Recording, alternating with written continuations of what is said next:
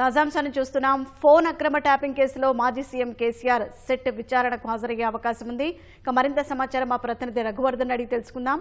Raghuvardhan, KCR SIT విచారణకు హాజరయ్యే అవకాశం ఉందా?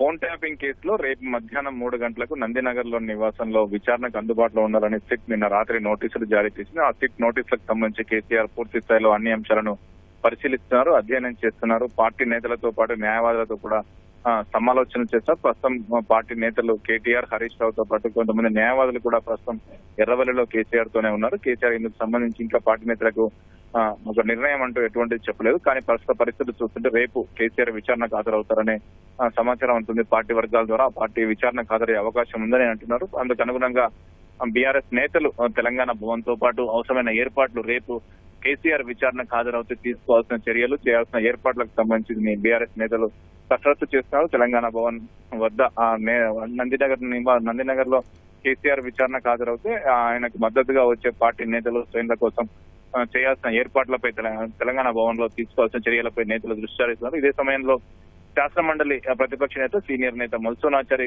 మీడియా సమావేశంలో కీలక వ్యాఖ్యలు చేశారు. రేపు రాష్ట్ర వ్యాప్తంగా బీఆర్ఎస్ శ్రేణులు ఎక్కడికక్కడ నిరసన తెలుపాలని కూడా మల్సోనాచారి పిలుపునిచ్చారు. కేసీఆర్ రాష్ట్ర ప్రభుత్వం సిట్ పూర్తిగా కేసీఆర్ పట్ల కక్ష సాధింపు దూరంతో వ్యవహరిస్తున్నాయి. ప్రత్యేకించి కేసీఆర్ ఎర్రవల్లిలో ఉన్నారన్న స్పష్టమైన సమాచారం తెలిసినప్పటికీ కూడా నందినగర్ నివాసం వద్ద వచ్చి నోటీసులు ఉండడం, నోటీసులు అంటించుకోవడం ఖచ్చితంగా వేధింపే దుర్మార్గం అని ఆయన మండిపడ్డారు.